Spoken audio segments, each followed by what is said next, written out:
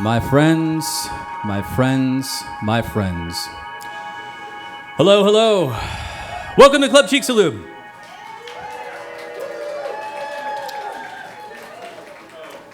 I'm Matt Carney. I'm here with my partner, Lauren C. Johnson, and Bhat. So tonight we plan to present 7 visionary artists who will transport you through our world and the worlds of others.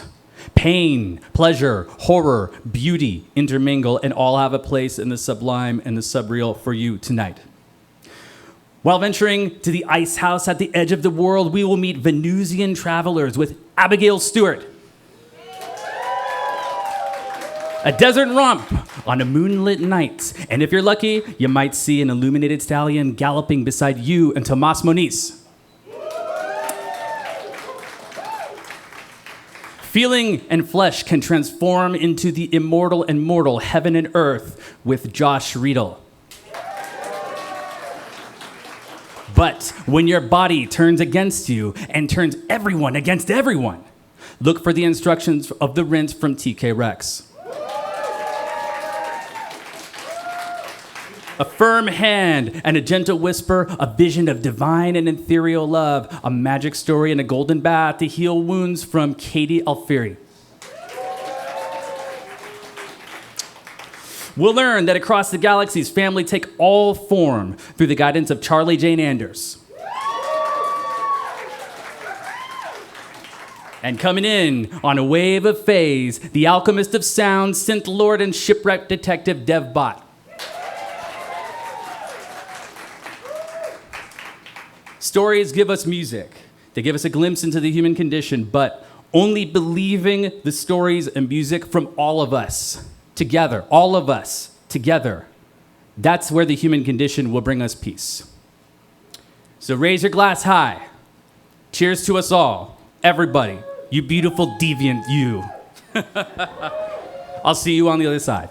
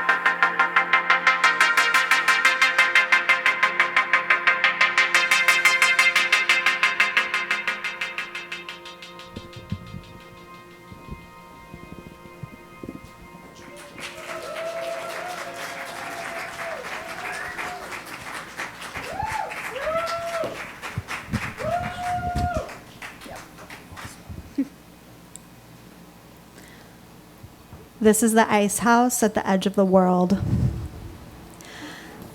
The Icehouse raised out of a blank desert canvas like a wart, larger and uglier than everything around it, a boil on the finger of God. Miles and miles of pockmarked beige sand dotted with mobile homes and cars raised up on blocks, a bleak canvas that extended in every direction. Ursula stopped her truck and pulled into the gravel parking lot, her sandals slapping loudly on the concrete floor as she approached the bar. A wooden top wrapped in aluminum siding, flanked by well-worn bar stools. On the other side of the square room, a fireplace blazed and patrons lounged on sofas, their limbs lost in a silver bullet haze, while they listened to some old crooner speak soft words into a microphone. He wore a leather jacket, and patches of soft brown leather showed where the fringe had fallen off, leaving an asymmetrical affectation in its wake as the man let his arms rise and fall with the music. The bartender wore a bondage vest across her chest with a hoodie over it that made her look like an extra in a Mad Max film. Her meticulously applied eyeliner curved upwards towards heaven. Ursula ordered a tequila soda, and on the stool to her right, a blue healer sat, obediently looking straight ahead, awaiting his master. On her left was a grizzled old man. The long years in the sun had taken their toll, and his white hair stood out at sporadic angles, and Ursula thought she heard him mumble to himself. Her tequila arrived. She'd been driving for hours since leaving the funeral. She needed a nap, maybe a good cry in the bathroom, but a stiff drink would suffice for now. The room tilted a little as she drank. The music got louder. She asked for another. The bartender sloshed a drink down, liquid spilling over the edge, and Ursula watched it seep into a thick paper coaster with a picture of a laughing pig on it. The bartender pulled up her black hoodie in act of finality and went outside with a pack of cigarettes to stare at all the nothingness around them. Ursula ran her finger gently over the soft edge of the bar and wondered how many hands had worn down the wood before her own. "Aliens landed here," a voice interjected, "back in the 60s. She turned in search of the voice's source, almost falling off her bar stool in her quick pursuit. The speaker had a deep, gritty affectation she thought certainly didn't belong to the old man, hiccuping his sadness now into an empty glass. Venusians, to be more specific. They landed right in the middle of the California desert and gave a man the secret to humanity's longevity. Might have worked out if they'd given it to a woman. Women are from Venus, after all." Ursula looked around again, her eyes landing on the gaze of the blue healer who had turned his face now to her. "Are you talking to me?" she whispered.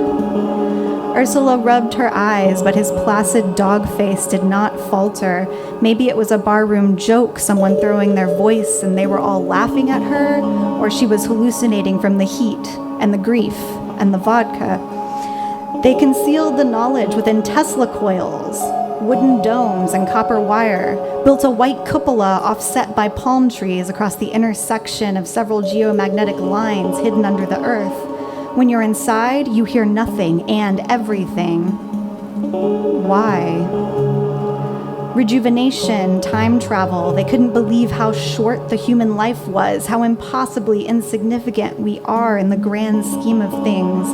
How are we meant to access the knowledge of the universe when we can't live long enough to truly become wise? Ursula didn't answer. Howard Hughes helped build the device. They used spruce goose wood. "Spruce goose wood," the old man to her right suddenly shouted. "Can you hear him too?" she asked. In response, the old-timer collapsed, face down onto the bar. "The aliens. They'll return," he muttered, before passing out cold, the hairs of his white beard mingling with leftover potato chip crumbs. The bartender returned, smelling of cigarettes and hand sanitizer. Music continued in the background. A couple sat entwined on a ratty sofa by the fire, reflecting its orange blaze back into their eyes. "Do you want another?" the bartender asked. "No." No, thank you. She looked over again at the dog. He was facing forward now, panting happily at the bartender. A man resembling a sun-worn Eddie Vedder, his forearms covered in layers of woven leather bracelets and faded tattoos, approached to pet the dog on the head. Can I have a Pilsner? He asked the bartender. Then turning to Ursula added, You all right? If you're scared of dogs, I can get him down. It's just, everyone seems to think it's so funny that he likes to sit at the bar, like he's people. Ain't that right, Sonny? The dog slobbered a little, his eyes gooey and docile. No, he's fine. I think I just need to go. Ursula stumbled in her clumsy attempt at escape. Are you all right to drive? Yeah, sure. She slapped Cash down and wandered out into the dry desert night where stars winked and conspired overhead. Outside, a band of shadows had gathered. They blocked her path, at once both impossibly dark and entirely intangible. A dense group of collective memory. One of them asked her in the same gritty voice as before, Do you want to live forever? By then, she knew the correct answer was yes.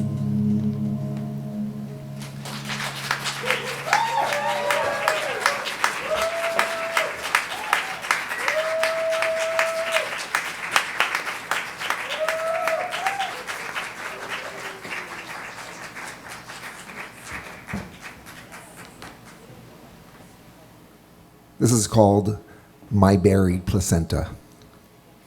My estranged father died, so my lover and I fly from Oakland to Albuquerque. It's a brisk November night when we land, the sky wildly clear in that southwestern way, all black, large, almost full moon, stars upon stars. I reserved an economy-sized car, but the rental agency ran out. So they happily upgraded me to a red convertible Mustang that, when you open the doors, I kid you not, a galloping horse illuminated on the ground. Magical, mystical. I make Terrence watch me open and close that door over and over, make him lay down on the ground with me, taking selfie after selfie with this illuminated galloping horse. Once we leave the lights of Albuquerque behind, heading north, Terrence places his hand on my shoulder and says, It's a beautiful night. Look at that moon. I look. The moon is indeed beautiful, if eerie, shining with this blue light that fills the car. He says, Hey, let's stop in Santa Fe on the way. I say, absolutely not. I boycott Santa Fe. He says, You've got to be kidding me. How do you boycott a city? I say, well, because my dad, he used to tell me the only reason he went there was to pick up work or white women. Terrence says, well, that's fucking gross. I say, but sadly true, he met my mom there. Terrence turns to me and whispers, thankfully. And he grabs the hair on the back of my head lovingly and hard. I say, I was born in Santa Fe. My mom lived there with a bunch of other women in some collective house. She gave birth to me in the middle of the living room, surrounded by her friends, with my dad outside drinking tecates and grilling carne asada. Terrence says, well, that's kind of sweet. Not really. She had kicked him out. So he just simply set up outside with a couple of his friends, yelling every now and then to find out if I was a boy or girl. My mom had to call the cops on him because the party got out of hand when he found out I was a boy. Terrence says, definitely not sweet. And he tries to kiss my neck, but fails because the seatbelt chokes him. Terrence says, well, tell me something that makes you happy about your father. I say, he loved New Mexico. The geology of it, the rock layers all red and white and sandstone, the way they eroded and became mesas and buttes. I stop talking. Terrence nods and places his hand on my thigh and says nothing. We drive for about 30 minutes until we come to the Black Mesa Travel Center, a fancy name for a gas station with a casino and a diner. I always get the pork taco with green chile topped with shredded iceberg lettuce and pale diced tomatoes. But more importantly, the place serves the best damn sopapillas anywhere, accompanied by that sticky plastic bear full of honey. We order 4 sopapillas and 2 tacos. The diner serves Pepsi in 32-ounce cups, the red plastic kind with free refills. The food arrives and we watch each other eat. The green chile is super hot. Terrence's eyes water. He keeps wiping them. Me, I let myself go. Let the heat and the burn cause tear after tear to run down my face.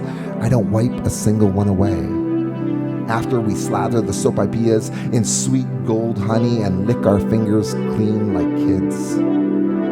We drive on, and the moon hangs high over the desert, somber, slightly spooky, like something might jump out and scare you. As we get close to the outskirts of Santa Fe, I say, "You want to hear something hella creepy?" "Tell me," he says. "My placenta is buried out here. We can even cruise by the house that's built on top of the site. My mom made placenta pills with half of it, but then she gave the other half to my father who drove out here. It was just open desert, none of these developments." Why would he do something like that?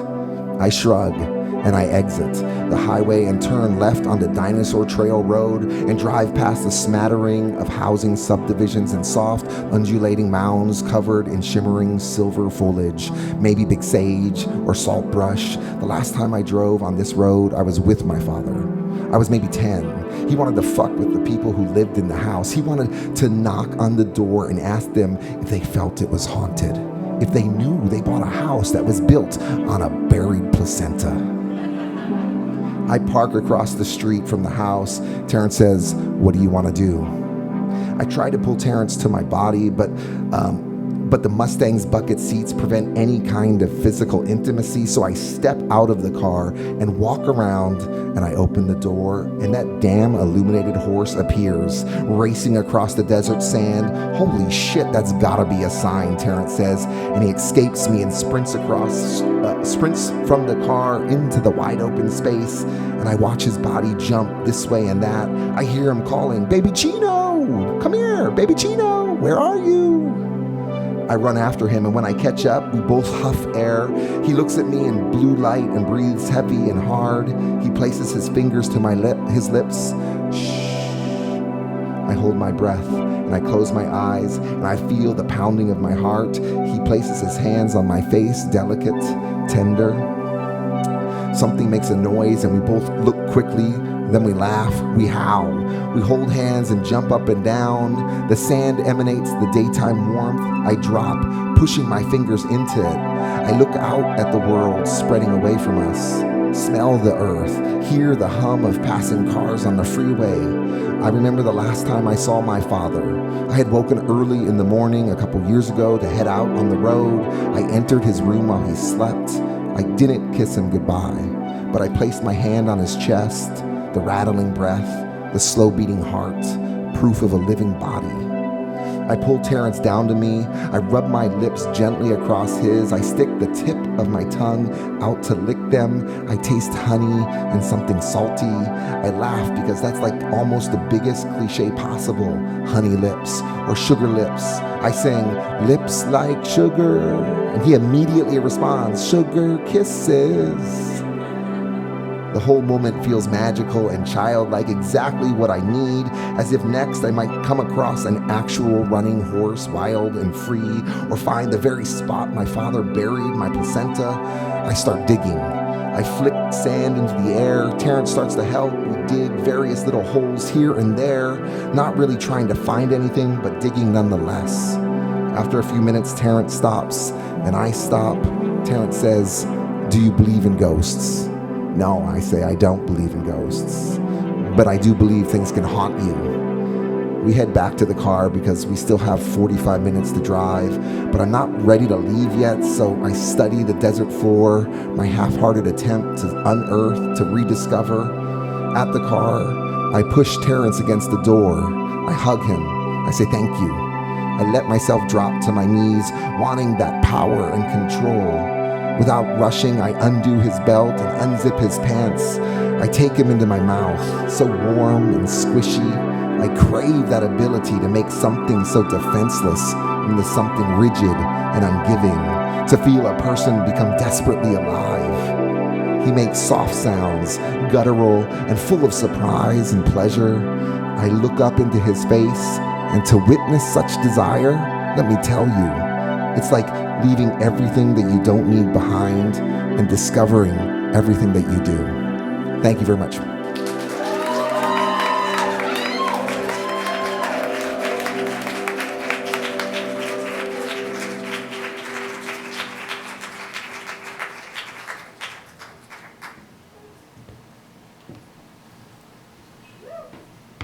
This is called Midnight Sessions.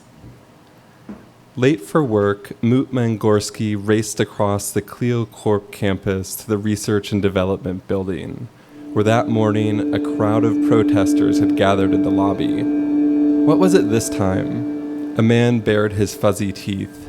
A woman waved a poster of a moldy tooth. Two children squeezed out sparkling coils of green toothpaste onto the marble floor. Ah yes, Forest Fresh. Rumor was the toothpaste encouraged the growth of a peculiar mold. Probably true, but what had they expected? The company's hygiene products always cause certain cosmetic alterations, usually minor. Why else would they sell them so cheap? Besides, Moot was here to help. At his desk, he reviewed the paperwork for his latest subject, whose teeth were covered with the slimy mold. The consent form listed the subject's name as Flux.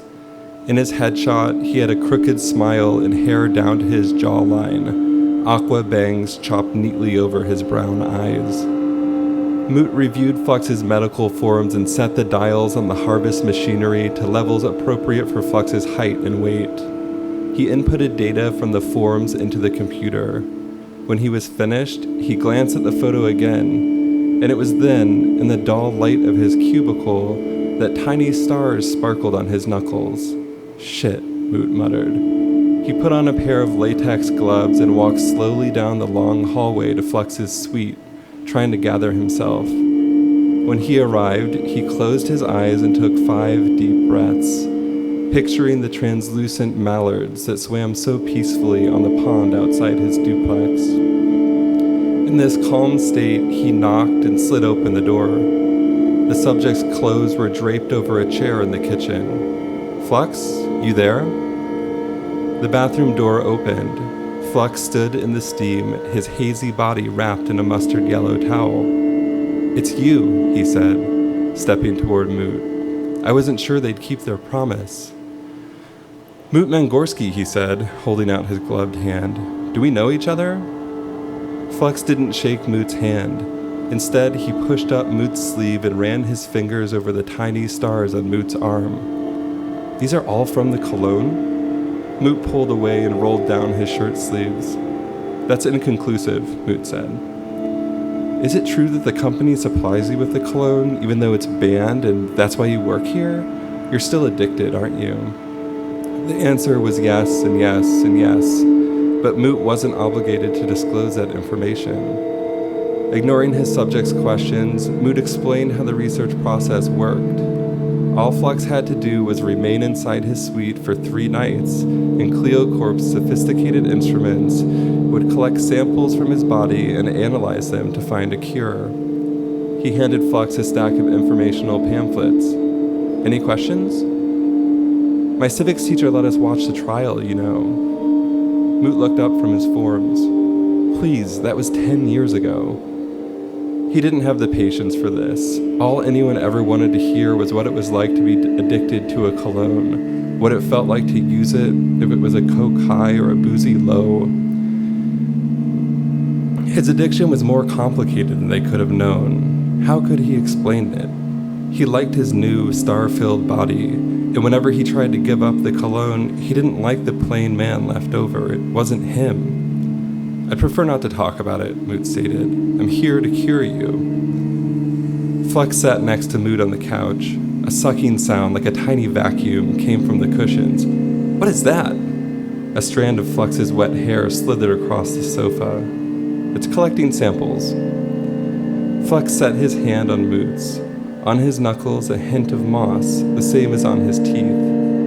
Moot's heartbeat quickened, and the stars in his wrist flickered, hot pinpricks beneath his skin. They get so bright, Flux said, brushing his mossy fingers over the stars on Moot's neck. All the stars in his arms moved to his hands, and tiny halos formed around his fingertips. Moot took off his latex gloves, thinking that might help, but the stars only shone brighter. They're not always like this, Moot said, standing. He clasped his hands behind his back and hurried out of the suite. On Flux's second day, Moot arrived at the suite just as the lights began to increase in brightness, an artificial sunrise. Flux pushed away the sheets, stretched and yawned. The moss on his body had traveled in a neat line down his torso to his navel. Clumps of moss ran down his legs and dotted his toes. "What's happening to me?" Flux asked. "I thought you're supposed to make it go away." "It always gets worse before it gets better," Moot said. He pointed at a flower in Flux's armpit. "What's that?" Flux inspected the flower. "I don't know." "What if you pluck it? Does it hurt?" Flux pinched the flower between his fingers and yanked it out like a stray hair. "Not really." He handed the flower to Moot, a bead of blood at its stem. The flower's minty aroma disoriented Moot. He turned hot, a sudden fever. His skin glowed through his shirt, his pants, even his shoes. A cluster of stars shot out of his fingertips and lodged themselves in the ceiling. That had never happened before. He hadn't even known it was possible. He made up an excuse and escaped the suite. At his desk, he put on a pair of latex gloves and opened the collection drawer, full of samples from Flux's body. He sifted through deposits of dried skin, stray hairs, fingernails, and clumps of mold until he found another flower, this one smaller than the one Flux had picked for him, but enough to tide him over. Moot took the small flower from the collection drawer and began to rub the petals on his arms and neck. He would need more, he could feel that. Turning from the collection drawer to the control panel, Moot cranked the fertilizer dial higher so that more would flow into the tap water.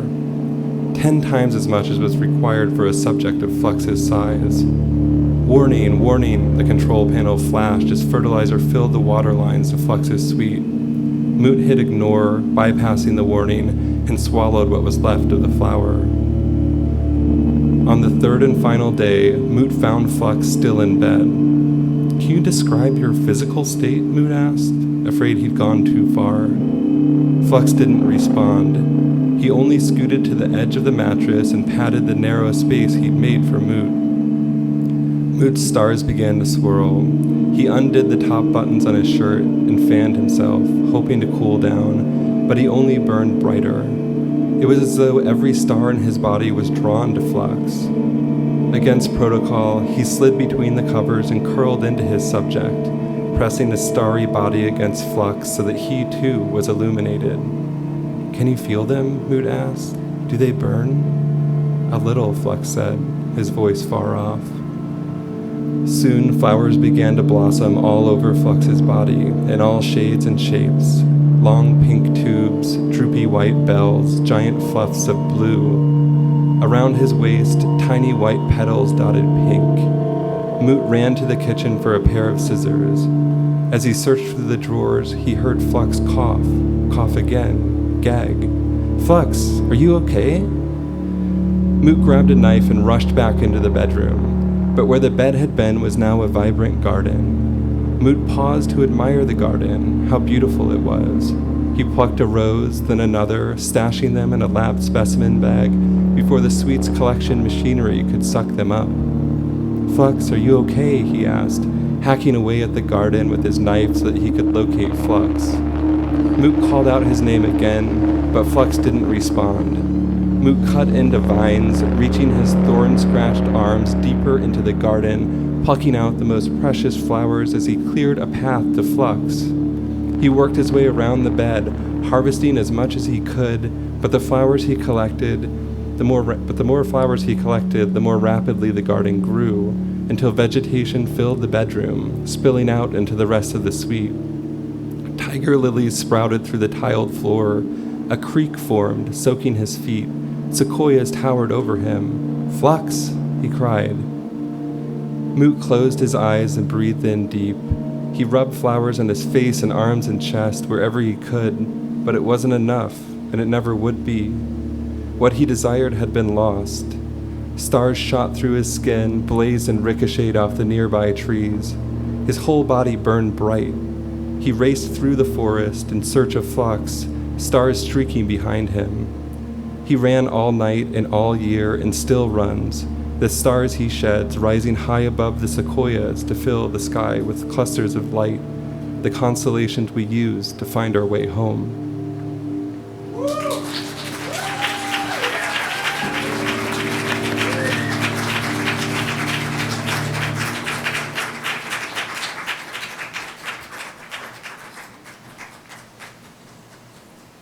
Saltwater Rinse. Try a saltwater rinse, my friend Amanda said as we stared into the gaping wet hole in my knee. It was red inside and lumpy, with a row of slightly bloody, wide-spaced teeth. I went to a doctor instead. She thought I might be drinking too much coffee, and I guess I had been, but my San Francisco neighborhood had all these little hipster places that I liked to bring my laptop to with names like they were in a pirate story: Siren Song and Sight Glass, Sextant, Plank, and Triangle, the new one with horchata lattes that I liked. I switched to decaf, but the wound, if it was a wound, remained. It didn't hurt so much as exhale slightly, gurgling through the clear fluid that filled it but never dripped out, even while I was walking. I started to accept its presence. I started wearing skirts again to see if giving it some air would help, and I started getting catcalled on the street again, which was even more unpleasant now, because the men would start with, "Hey baby, smile," and though I ignored them like I always did, the hole in my knee with the teeth smiled for them against my will, and then the men would say, "What the fuck is that?" and worse profanities, and sometimes run away in shock. My friend Amanda joked that they deserved the shock, but on the inside, it felt even worse to be a monster than an object. After a few days, the hole in my knee with teeth in it started speaking. At first, it was a barely audible hiss of an unpleasant word, hymen, pantyhose, and then strings of hate speech muttered while I walked through crowded places. I tried to gag it with a kitten-printed sock I never wore, but when I did that, it began to hurt, chewing, gnawing at the lumps inside until they bled. Finally, I took it to a therapist. It called her things I can't repeat. She took it in stride and said it just wanted to be heard, and suggested it was an unconscious expression of one of my own true feelings. Even after I explained how it was murmuring conspiracy theories that I'd never even heard before, she insisted I should listen to it, hear it out, and anyway, she was obligated to report me if I tried to silence it because that would be self-harm. So I had to let it speak no matter what it said, all the time, everywhere I went. At first, I thought there were enough folks yelling randomly around my neighborhood that nobody would care. But as its voice grew louder, it gained followers. The kids who sold drugs out on 8th Street, the volunteers outside the homeless linkage center, the tech bros in the line with me at Triangle. They agreed with its profane teachings and began to follow me home. They gathered outside my apartment building, waiting for it every morning. These people grew more angry every day, and yes, they had their reasons, but the hole in my knee with the teeth in it directed their anger at all the other people in the neighborhood who didn't wait for it outside my building every day. Everyone who just assumed that I was one of the many mentally ill who wandered our streets with nowhere to go, and maybe thought I had needed help, but never followers, not ever those. And so the crowd who followed the hole in my knee began to threaten the shopkeepers and baristas, the crowds that gathered for the Pride Parade, and the people walking by with bags of Thai and boba for apartment dwellers. They harassed the smokers in the alley, and the dog walkers and the bystanders just staring at their smartphones with their earbuds in. When the hole in my knee with teeth encouraged violence, I had to take things into my own hands, self-harm or not. The crowd that followed it was already throwing coffee cups at muni buses. I called Amanda for some help, but she was moving to New York. The hole had told her she'd be happy there. The hardware store on 9th Street had some pliers, and when I got home through the yelling crowd, I pulled the teeth out one by one. It said the most vile, cutting things I've ever heard, insults I felt in my stomach and spine, and each tooth hurt 1,000 times worse than plucking out hairs on my knee. I dug out the fruitcake tin I'd saved from my grandmother's things and chose an embroidery thread from inside. Suture thread was sometimes made of silk, I was reasonably sure. The thread was black, and I thought it would look kind of goth or something, and I guess it did. The fat black dashes of the thread against my pale white San Francisco tan. Each time the needle pierced my skin, the hole spewed out a degradation of my face, my weight, my ancestors, and finally, my decor. The hole was closed, and even though it hummed and growled, I didn't have to hear its pointless, vile animosity. I still worried that the mob outside would follow me, demand to hear from it. I cut my hair as best I could alone and wore clothes I hadn't worn in months, but they recognized me anyway.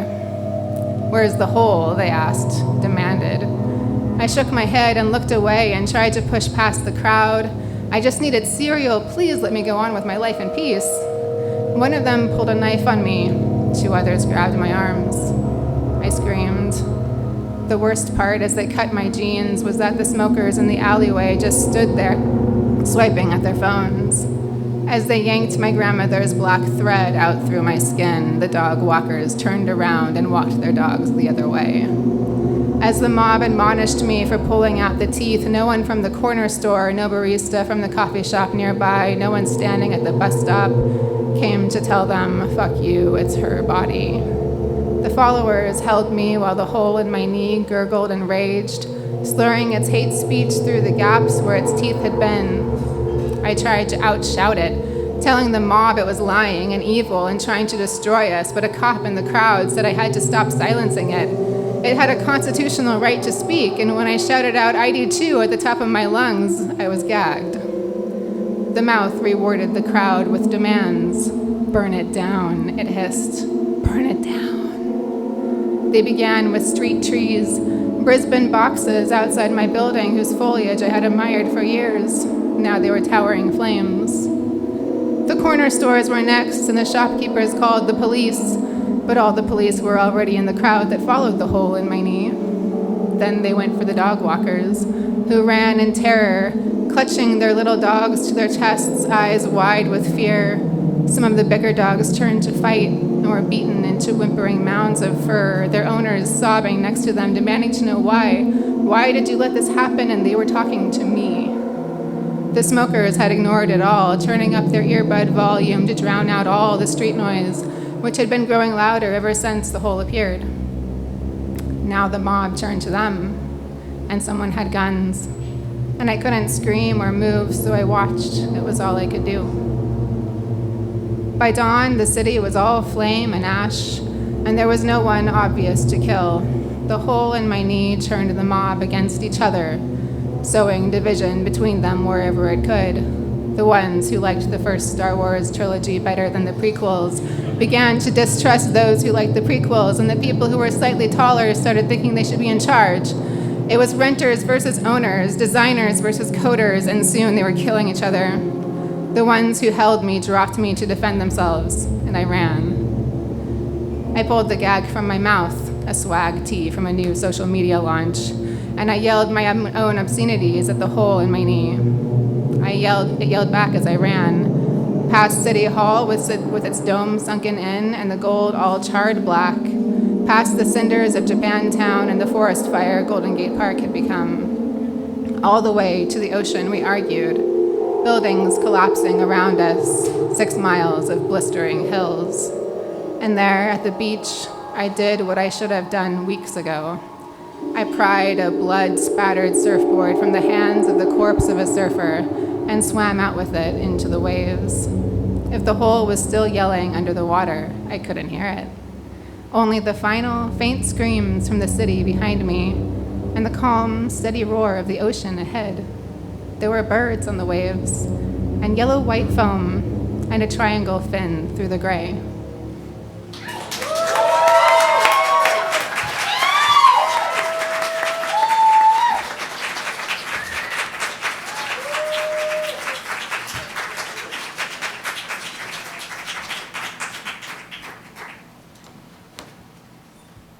The vision. Sobriety brought the vision. It came in a dream. In long, flowing gowns of earth-toned linen, a golden yellow scarf over my head, like the ones my matriarchs wore, but longer and softer and more flowy. I walk down the street of a small town, all cobblestone and dry mountains, water somewhere in the distance. I am a priestess or witch or sorceress or some combination thereof. A woman, maybe the perfect version of myself, walks with me. She is possessed. By what? No one knows. But she carries in her a pain that can be seen and felt by the whole town. The people implore me to help. Into her forehead, I press and press and press as hard as I can, but with gentle love, a gold coin. Maybe a pendant. It's round. Perhaps it has a lion on it, or a griffin, or some other mythical creature. I press and press and press and chant words that I do not know, words that only my subconscious knows. Press and chant, press and chant, press and chant. Eventually, her possession is released. She is returned to her full glory. The people make me their queen, their divine and supreme magical ruler. There is no king, no co-queen. I provide with my magic, feeding all the people of the town, sheltering them. They have everything they need. They are happy. My people are happy. My powers are not strong enough to feed or shelter or protect or provide for the whole world without risking my life. So we keep the magic that sustains us a secret. The town thrives. The people thrive. The woman thrives. I thrive. One day, a guardian of the town, guardian of the people, who looks exactly like you, appears, pressing their body so slightly into my back as I walk again through the cobblestone streets of town. This touch is a gesture no one else has ever ventured make. So I am drawn to this guard. We become lovers and partners, me providing, them protecting, occasionally inviting Celine, the still unpossessed beauty, into our bed. She makes music in every way. We delight in her luminous company. She heals us when we cannot heal each other, and not with magic like mine, but with her music.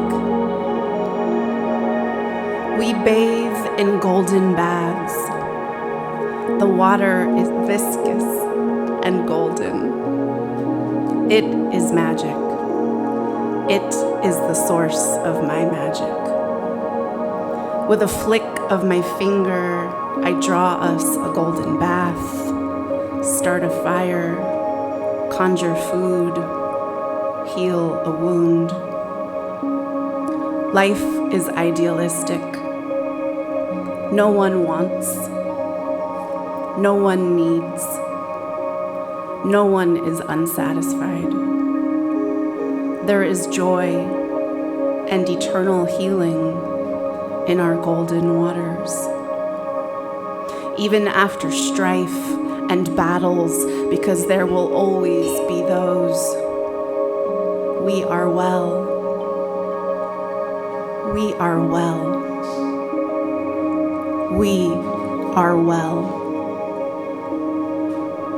And I wake so touched by the emotions and all this dreamy joy that there are tears in the corners of my sleepy eyes. And I lay there thinking, I hope that golden water is something that flows through all of us. And that one day you will let me provide for you, be there for you, heal you, support you, love you as my partner, you, my guardian, who makes me feel safe, makes me want to be the best version of myself, makes me want to do anything and everything I can for you and for us and for all our people.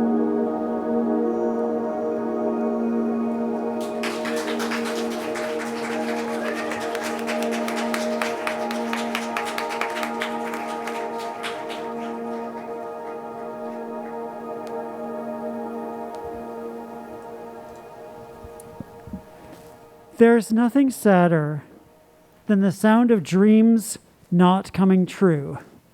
The moment when reality sinks in and Gwen realizes she's never going to have the one thing she's been yearning for since high school. The thing she made so much space in her life to accommodate has almost no soundtrack. Distant car tire rumbles, the stutter of the clinic's automatic sliding door behind her, and her own shallow breaths are the only things she hears. Gwen doesn't cry. She just leans against the side of her old second-hand Toyota and stares at a glassy lot full of trash on the other side of a chicken wire fence. How the hell do you mourn the loss of something you never even had? She knew something was wrong the moment she saw the mask of sympathy on Dr. Franklin's face. No, wait. She knew much, much earlier than that. She's felt it for days, in her bones, in the lead up to this appointment at the Clinton County Fertility Center. The treatments have not been working. Some part of her knew long before Dr. Franklin said, I'm afraid I have some bad news, and, we did our level best. She's not going to get pregnant. Maybe she'll adopt eventually. She hasn't even looked into adoption yet, but she got the impression that there are waiting lists and gatekeepers and balls to balance on your nose like a performing seal, and a single woman in dental hygienist school will be at the bottom of the list.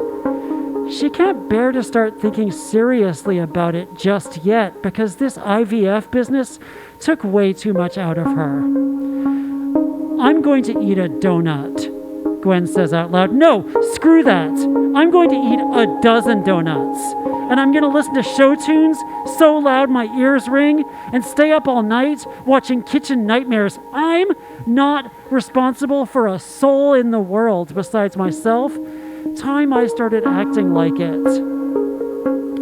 For a second, she glances upward at the big, vacant lot next door and one of the big trash islands seems to move a little bit. A tarp over a mini fridge shifts slightly, probably just the wind, but could be a raccoon. She gets in her Toyota, holds her key over the ignition. Not crying, just staring.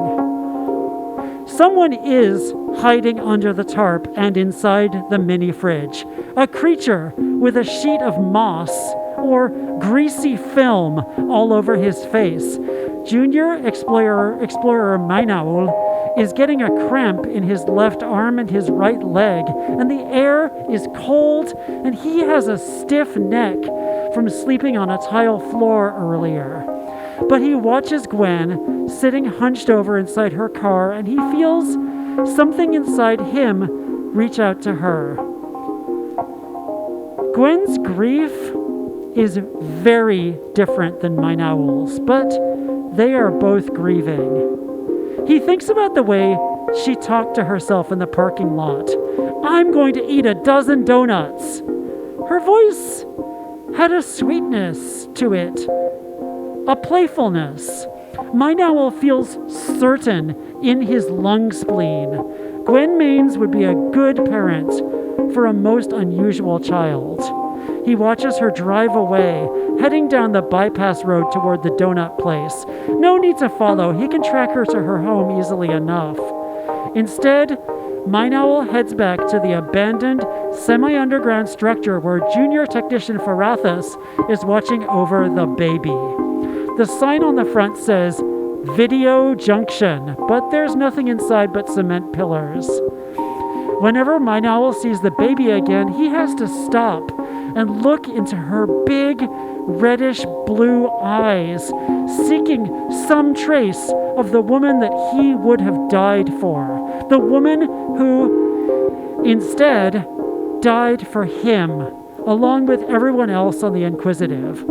The baby is swaddled in a piece of bed mesh inside an oval-shaped protective capsule on top of a pile of crates. Great hopes and tiny disappointments, Farathas says, jarring Mainaul out of his reverie. Mainaul gives the proper response without thinking. Boisterous companions and quiet ghosts. So, Farathas says, I cannot wait to hear your report. Farathas is a Scanthian with reddish-green skin and thick spikes coming off his skin, and she's also a junior officer, which means neither Mainaul nor Farathas outranks the other, but alternate Captain Roathix put Farathas in charge.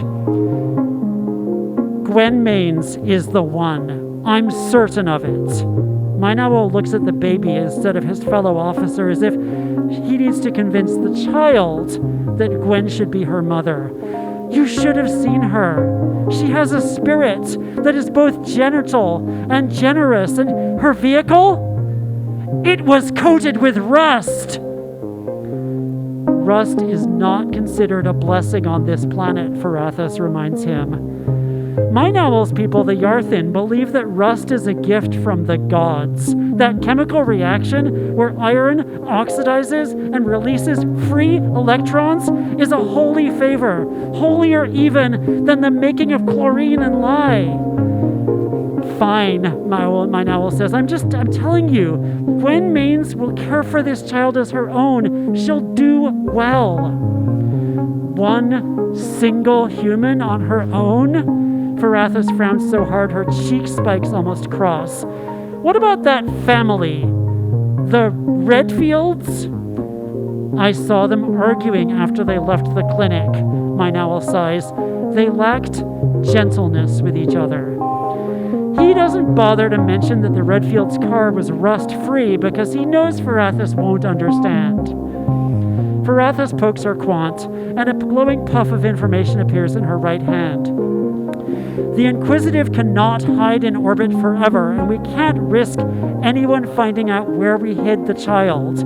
We must not wait any longer, but we also cannot make a mistake. We should choose the Redfields because 2 parents will provide a more optimal environment. 1 parent can be better than 2 if she's the right parent. my owl insists. Families come in many shapes. I had a single parent, just like a lot of my friends back home, and I turned out fine. And just look at Batno the Worthy. He had 7 parents, and he never learned how to act. Mainal and Farathas both snort, thinking of the disgusting way that Batno the Worthy always chews float-based liver with his mouth open. Farathas hesitates. I still think you have to trust my judgment, Mainal says firmly. We've suffered a huge ordeal and a terrible loss, and nobody wants this baby to be safe more than I do. And my instincts tell me that Gwen Maines will be a strong protector.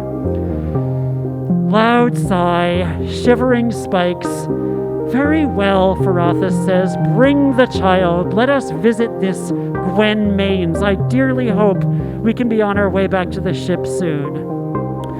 Mine Owl can't help doing the Yarthan victory dance, but he does it very softly so as not to upset the child. Gods, the child has her eyes after all. She is giving Mine Owl the same stare that used to unnerve him when it came from his beloved captain. She'll command a starship again one day. She must, or all this was for nothing. He takes the ovoid capsule and hoists it on one shoulder. They set off towards Gwen Maines' house, hoping against hope that no humans notice 2 aliens and a baby sneaking across town. Meanwhile, Gwen Maines pours some Chablis into a mug that says, "Don't even ask," with a grumpy cartoon badger, and wraps her bathrobe around the responsible prospective mom shirt and slacks she wore to the fertility clinic for her final last-ditch appointment. Her old flip phone rings again, Rosie wanting to know how it went. Gwen doesn't have the heart to speak her defeat out loud right now. Her 3rd-floor apartment is tiny, just a kitchenette and a bedroomette and a bathroomette, surrounding a living room big enough for a couple of beanbags. But right now, the apartment feels huge and noisy. The refrigerator whines like a mosquito, the radiator rattles, the toilet gurgles, and the scuffed white walls feel as though they're a million miles away. It turns out, a dozen donuts is a lot. Gwen barely made a dent in the 3rd one. She skipped the sugar high and went straight to the crash. So she's never going to be a mom unless she adopts or marries a single dad. She'll have more time for hobbies. She can take up croquet. She likes grass. She likes hitting things. Ugh. She wraps herself tighter in her fuzzy pink bathrobe. Someone is ringing her doorbell. Rosie? Some late-night delivery? She almost ignores it, but her Midwestern politeness takes over and she trudges down the stairs to the front entrance of the building. On the other side of the wrought iron gate, there are 2 large people wearing identical red pajamas and holding a sky blue egg. The bigger of the 2 is covered with quills like a hedgehog. The smaller has a slimy film all over their noseless face. Gwen Maines, may you walk in gentle sunlight and sleep under bright stars, says the slime-faced creature. We have come a very long way to find you because we see greatness and gentleness in you. And we want to offer you something more precious than we can ever explain. Gwen just stares at them for a moment. Then she looks down at her best pair of slacks, poking out below her bathrobe and her slippers. It's kind of late. Can you come back tomorrow? We cannot, says the tall one with the hedgehog quills. We are running out of time. They look around nervously. We are too exposed out here. May we come inside, please? We swear we mean no harm. Both of them have weird eyes. The mossy-faced one has dark, limpid gumdrops, which are wide with some kind of yearning. The spiky one has the greenest irises Gwen has ever seen. She can't look into either pair of eyes and know if she can trust these people.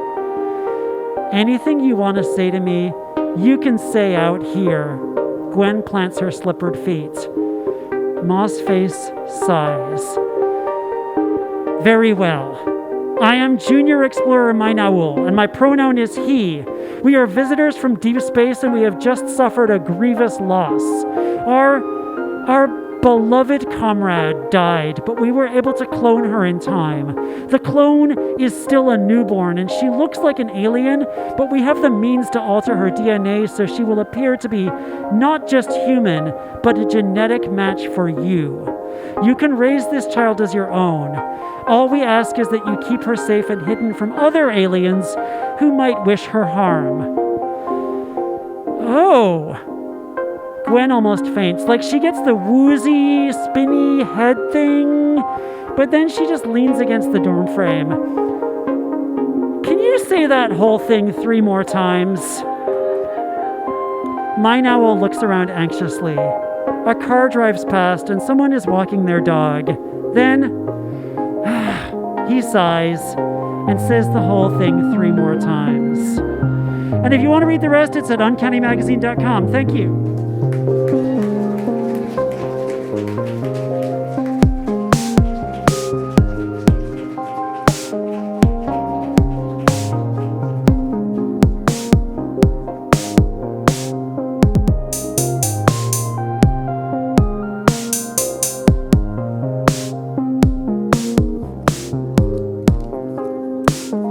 Thank you all so much. Thank you all to our glorious performers. Please give a big hand for Abigail Stewart, the Icehouse at the Edge of the World. Tomas Moniz, My Buried Placenta. Josh Riedel, Midnight Sessions. TK Rex, Saltwater Rinse. Katie Aliféris, The Vision. And Charlie Jane Anders with an excerpt from her fabulous trilogy, Unstoppable. Thank you to our hosts at the Golden Bull Bar, and with original music by Bhat, the Shipwreck Detective. Our wonderful performers have books for sale. Please check them out at the table right up front. And happy belated pub day to Charlie Jane Anders, whose book, Promises Stronger Than Darkness, came out yesterday. This is her final novel in her trilogy. Please also consider contributing a tip. There's a tip jar, there are Venmo codes, and 100% of all the tips will go to our readers as well as Dev. I'm Lauren C. Johnson, joined by my co-hosts Matt Carney and Dev Bhat. We are Club Chicxulub, the reading series and journal named after the asteroid that wiped out the non-avian dinosaurs. In the midst of the chaos that surrounds us on an ongoing basis, we believe in the power of community, creation, and art. Thank you. We will see you next time.